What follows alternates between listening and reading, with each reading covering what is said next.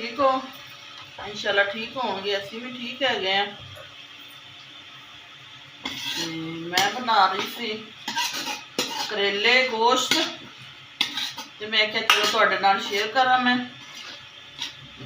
ठीक है, तुसीं मेरी वीडियो नूं देखते ने, पूरी देखा करो प्लीज़ मेरी वीडियो नूं। मेरा फर्स्ट टाइम बहुत कम है, ठीक है।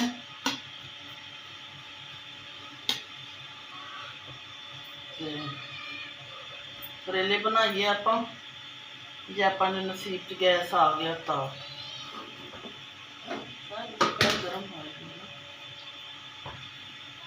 ये जी मैं 2 ਤੋਂ 3 प्याज पाते ने, ठीक है। उस तो बाद जड़ा वा 1 चमचा घी का पाता वा, ते कढ़ाई चढ़ाती चुल्हे ते।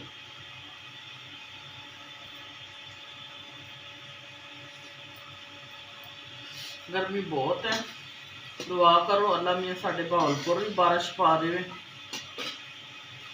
तो बहावलपुर गर्मी बहुत है।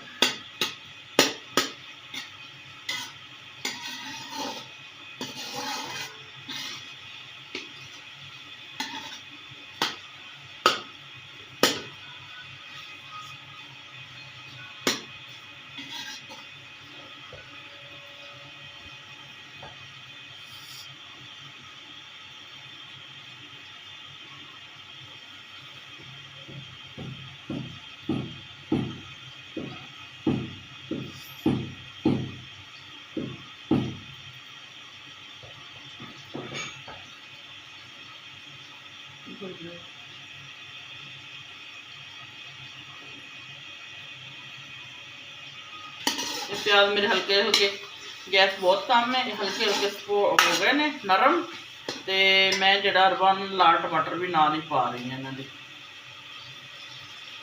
मेरे 2 लाल टमाटर चले गए ने।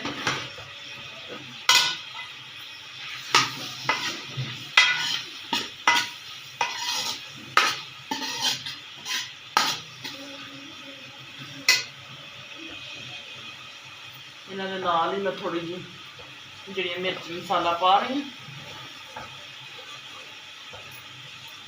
ठीक है। थोड़ा जहा पानी पाऊंगी, टमाटर नरम हो जाएंगे।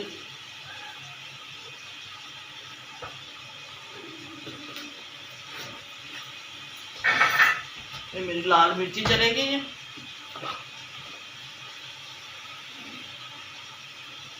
ये हल्दी चलेगी है, हल्दी चलेगी है,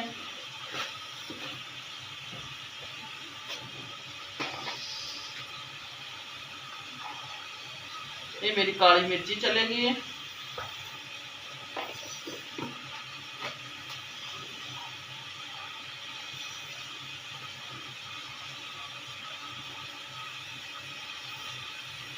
थोड़ा जा गरम मसाला कुटिया हुआ चला गया बरीक,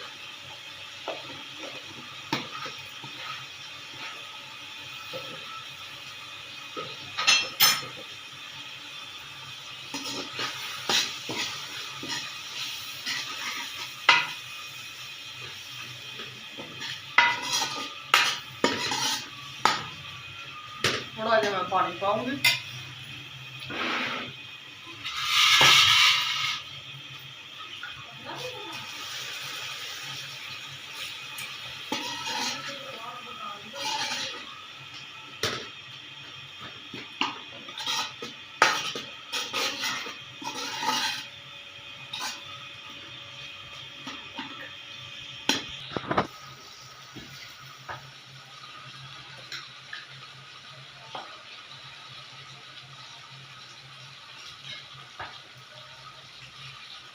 रोटी लुण भेज देना नजर है।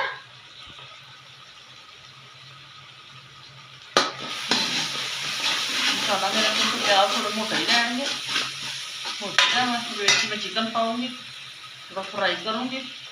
आधा किलो मेरा चिकन है, विंग्स है ने, ठीक है। ये नाल ही थोड़ा जहा पानी पाऊंगी, क्योंकि अच्छी तरीके नाल मेरे गोश्त जड़ा अच्छी तरीके नाल बन जाए।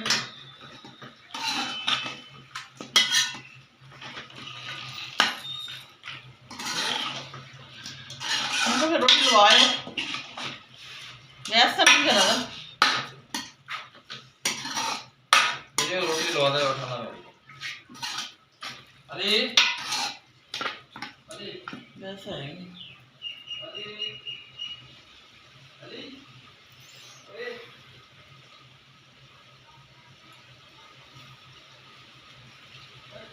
फोन देखो पड़ा देखो बच्चे किसे नाल आ जाए तू तो उत्ते खड़ा वैसे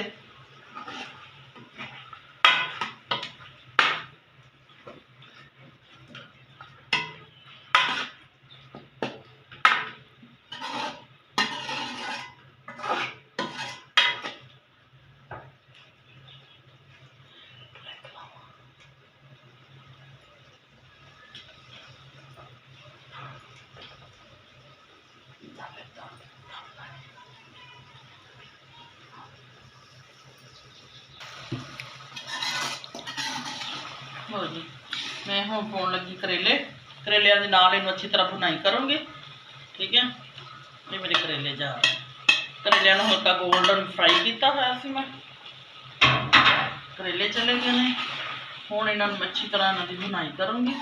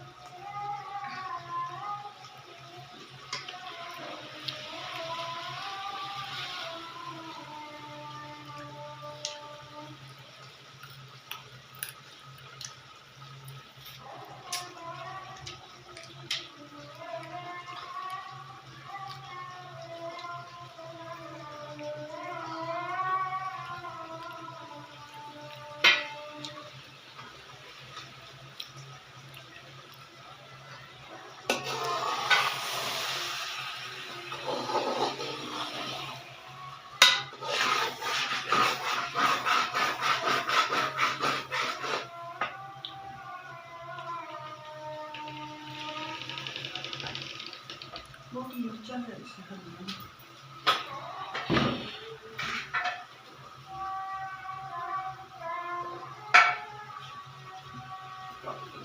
उठी को रखी